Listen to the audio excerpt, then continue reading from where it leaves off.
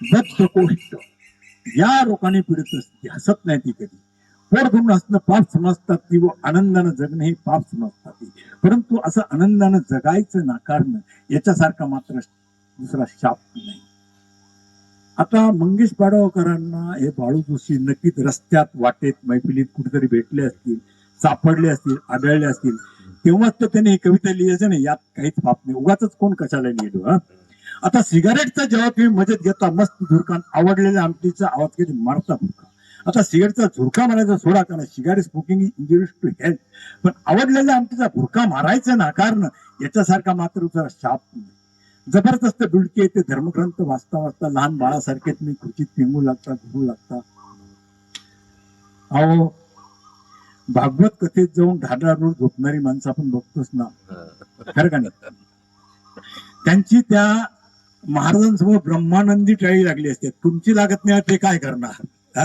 तर जबरदस्त डुलके ते धर्मग्रंथ वाचता वाचता लहान बाळासारखे तुम्ही खुर्चीत पेंगू लागता, घुरू लागता. विश्वास ठेवा, यात काहीच पाप नाही. आनंदानं असं घोरायचं नाकारणं याच्यासारखा मात्र शाप नाही. आषाढाच्या धारात तुमचं शरीर मन न्हावू लागतं. वसंताच्या पानावरून कुहू कुहू गाऊ लागतं. सांगा कसं जगायचं. कणत कणत की गाणं म्हणत म्हणत मैं जिंदगी का साथ निभाता चला गया, मैं फिक्र को धुएं में उड़ाता चला गया, मैं जिंदगी का साथ निभाता चला गया, मैं फिक्र को धुएं में उड़ाता चला गया. तसे काळजीला दूर सरत आनंदानं गाणं म्हणत जगायचं नाकारणं याच्यासारखा मात्र शाप. डोळ्यापुढली रांग टळून तुम्ही वेगळी वाढ धरता. गरम गरम कांदा भजी खाऊन पोटोबाची पूजा करता. खरं तर तुम्ही माऊली माऊलीचा जयघोष करत 15 दिवस पायपीट करत पंढरपूरला जाऊन पोचता. खरे डोळ्यापुढली भरी मोठी रांग कोण हापकता. केवढी मोठी रांग, कधी रांगेत उभं राहणार, कधी माऊलीचं दर्शन होणार. मग तुम्ही या माऊलीच्या दर्शनाचे ऑप्शन शोधायला सुरुवात करता. माणसाच्या हातात मोबाईल आल्यापासून तो कसा कसाने कुठे कुठे ऑप्शन शोधायला लागेल ते काही सांगता येत नाही. बरं जाताय की तुमचं लक्ष देवळाच्या कळसाकडे. अरे वा, कळसाचं दर्शन घेतलं चालतंय की तुम्ही कळसाचं दर्शन घेता आणि परतीची वाट धरता. विश्वास ठेवा, यात काहीच पाप नाही. असं आनंदानं गरम गरम कुरकुरीत कांदा भजी खायचं नाकारणं याच्यासारखा मात्र शाप. नखऱ्याचं बरं कसं आहे, साधं सुद्धा नसेल छम्मक छल्लूच चालणं बघून तुमचं काय धडधड धडधड धडधड. शर्मा साहेब धडधडताना या आवाज सुद्धा धडधडताना धडधडताना.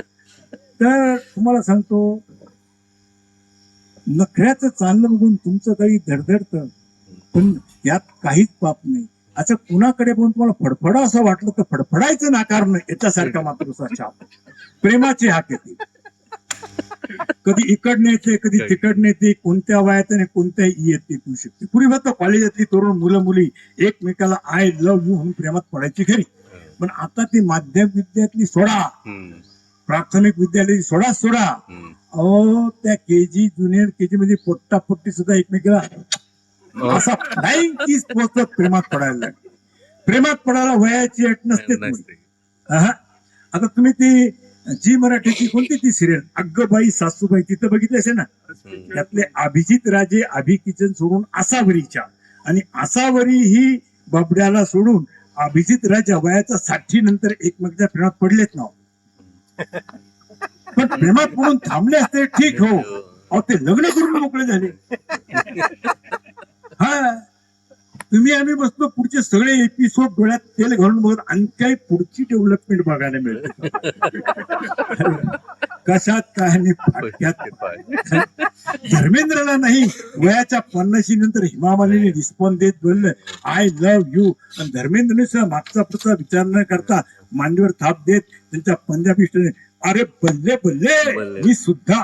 पण तरी सुद्धा मग रिझल्ट बघा ना, रिझल्ट महत्वाचा.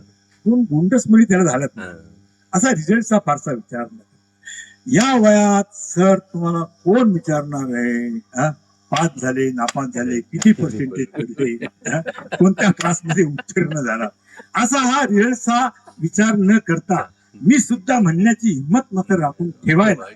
तर प्रेमाची हाक येते तुम्ही धुंद साथ देता, कवितेच्या ओळी ऐकून मनापासून दाद देता. विश्वास ठेवा यात काहीच पाप नाही. आनंदानं एखादा विनोद भावला तर खळखळून हसून दाद द्यायचं नका. एखादी कवितेची ओळ काळजाळून भेटली तर टाळ्या वाजून दाद द्यायचं नाकारणं. याच्यासारखा मात्र दुसरा शाप नाही. हा शाप महाभयंकर असतो बरं का.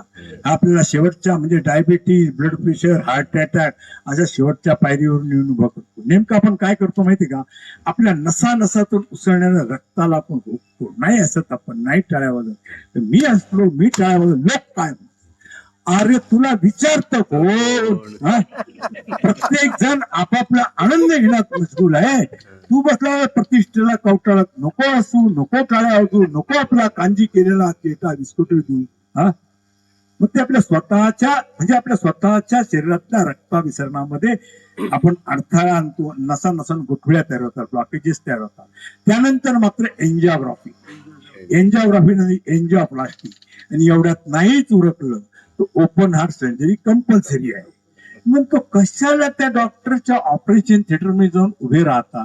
तो सांगेल ते अंगावरचे इत्यंभूत म्हणजे अगदी इत्यंभूत कपडे उतरून ठेवत त्याच्या ऑपरेशन टेबल आडवे पडतात. त्याला बघ माझं इत्यंभूत म्हणजे बघ माझ्या हार्ट मध्ये डोकावून काय दिसतंय. अरे ज्याच्या समोर जिच्या समोर जे ओपन करायचे ओपन करा की. इथे बसून मनमोकळे हसा, वाजवाना टाळ्या. वा वा. नाही ना